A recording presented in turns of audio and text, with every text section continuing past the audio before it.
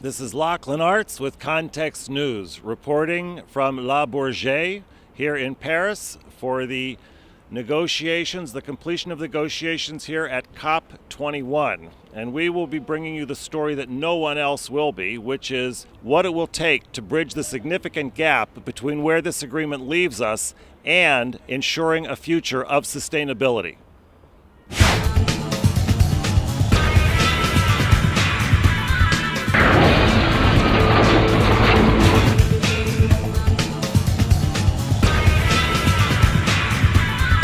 All right, we're here at COP21 at La Bourget, right outside Paris, and we're here today with Philip Gass. And we are, the focus of our reporting has been the gap that's left between where the agreement that's being ratified here is going to predictably leave us and what it's going to take to actually ensure a future of sustainability, which commonly has been agreed to that we don't go past 2 degrees above pre-industrial level. And so we're thrilled that you're here and to give your perspective on this, because we're really out to let civil society know how much time we really have until it's too late. Yes, we love the progress, we love the optimism, all of that, but there really is a window that we're working against. And what is that window, and what do you see is going to actually bridge the gap?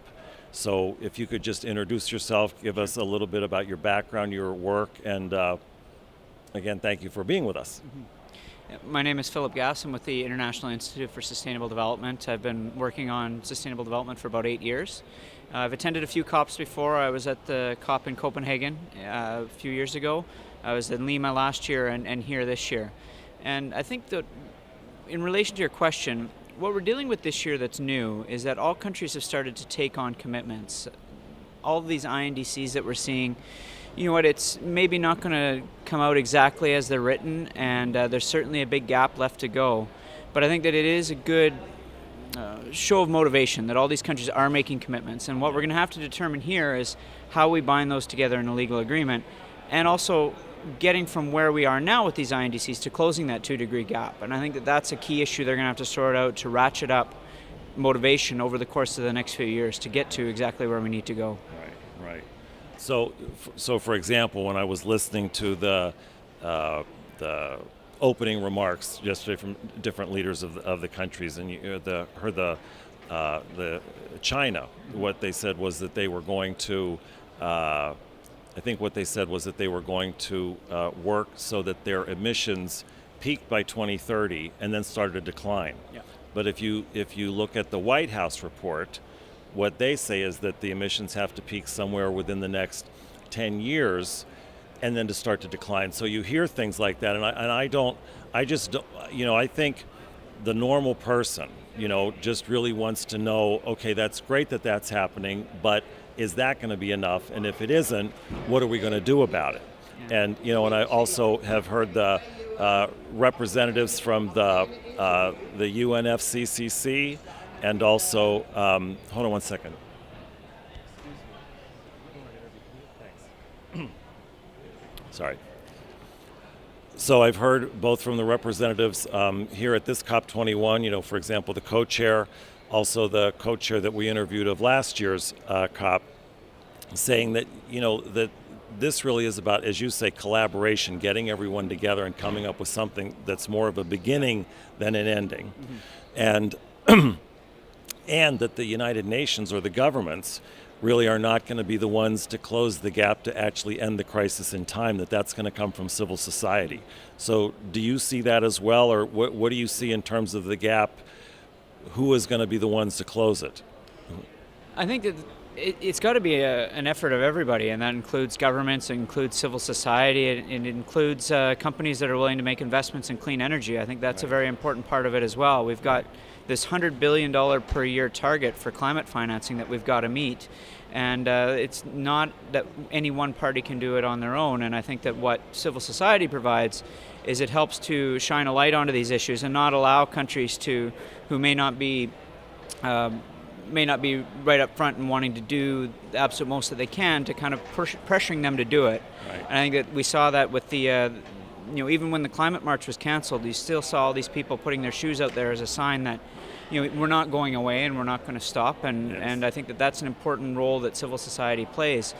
Civil society also includes research institutes like ours, and what we're trying to do is trying to shed light on some of these commitments and say, well, if you commit to reducing your emissions by a certain amount, these are the policies you're going to have to introduce, and these are the carbon prices you're going to have to do to get there, so that it gets more than just a target. It gets to what you need to do to implement and achieve that target as well. So it's a wide range of activities from a wide range of players. Okay. And in terms of the focus on implementation, where do you see the status of that right now? Are you at the beginning phases of what it's at, kind of the strategies, the actual plans, what it's going to look like to have the INDC actually get implemented? Are we kind of in the infancy of that? Are we kind of well into the progression of that, or where would you say that we are with that? The last year has been a big rush to get these INDCs developed. I think a lot of countries took a lot of effort to get there. But what we now need to figure out is what are the policies that are going to implement and meet these targets. So I would say we're reaching the end of the target setting phase, but we're at the infancy of the implementation phase. And that's as important, if not more important, because it's one thing to set a target, it's another thing to be able to actually meet it. And while some countries do have those plans in place, the US is an example where they've got a plan to phase out coal, there's a lot of other countries that need to do more, and the US as well needs to do more. They've made this plan to implement coal out of the grid, but more's got to be done as well. And so I think that that's an ongoing process, and we'll see much more detail on that over the next year. Okay. And so, and again, not to belabor this, but even with the INDCs, if they do get implemented and do get kept, it's not enough, and everyone agrees that it's not enough. But what we're going to do to bridge the gap just seems to be a bit amorphous, whatever we need to do, and that's just where, and again, I'm not a scientist, but just kind of from the perspective of like a project management look at it, that there isn't really kind of the concrete, this is what we're going to do, we're going to accomplish this in the next 5 years, accomplishing this in the next 5 years, or this combination of these results in the next 5 years. With the INDCs implemented successfully, we can predict at that point that we're not going to go past the safety window. You see? Yeah. And who's at work on that, or is there anyone at work on that? I think there's a lot of organizations at work. Ours is one of them. We specialize in fossil fuel subsidy reform. And so what we're working with several countries to try and get fossil fuel subsidy reform integrated into INDCs. Okay. If it's not in the INDCs, we're trying to point out to some countries, well, if you did implement it, this is what you can achieve.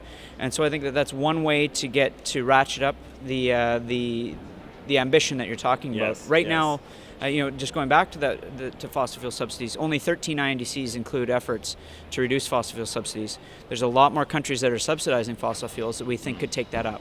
So that's a part of it. It's going to be a long process. It's going to be a challenge over the next year, and you sense some frustration or some exhaustion from civil society delegates who have attended year after year, and they see process moving slowly. And I think what I try to say to them is take heart in the fact that looking back 5 years to Copenhagen, where we've come.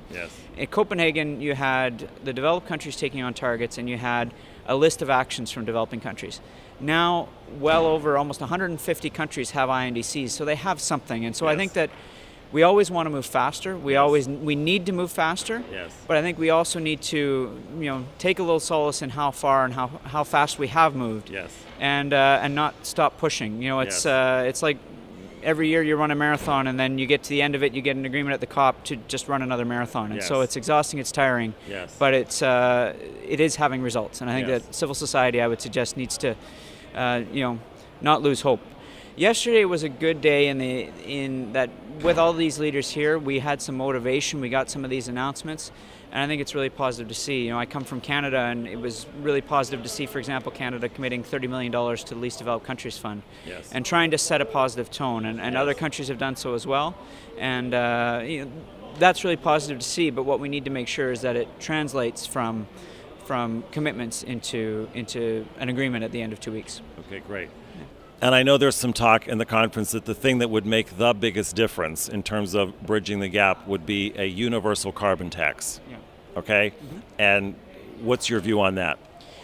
Carbon pricing has got to definitely be part of the solution. Not necessarily every country is ready to implement it now, but I think the ones that can, the ones that do have the ability to do it, should do it now and should help the others do it as well. So a country that has carbon pricing in place, like the EU, may be looking to help some developing countries move towards that. And carbon pricing can take many forms. It can be a carbon tax, it can be a cap and trade system, it can be subsidy reform, it can be any number of options. And I think we just need to work with countries to find the options that are right for them, but it's got to be part of the solution, absolutely. Okay, great. And then anything for the members of just kind of ordinary person that's watching out there, anything that you would want to leave them with from what you think would make the biggest difference for them to know or for them to participate in or for them to begin to get involved in as a result of all that's happening here? You know what, I think anybody from any background can have a role, whether it's, standing outside and holding up signs that say, stop coal power, or whether it's researchers like myself contributing to, identifying policy tools, to the youth Engos who, doggedly pursue some of the negotiators and make sure that they're living up to their commitments. Yes. Everybody can play a part, and you don't need to be an expert, you don't need to be a scientist, you don't need to be a country representative, and that's what's great about this event. And even at this venue is open to the public. It's open to everybody, and it's for that reason that I think people should really try to do whatever they can in any small or big way. Right. Well, Philip, thank you very much. Just really awesome meeting you, awesome hearing from you, and just thank you for all your work. Absolutely. Thank you. Thank you for the opportunity. Great.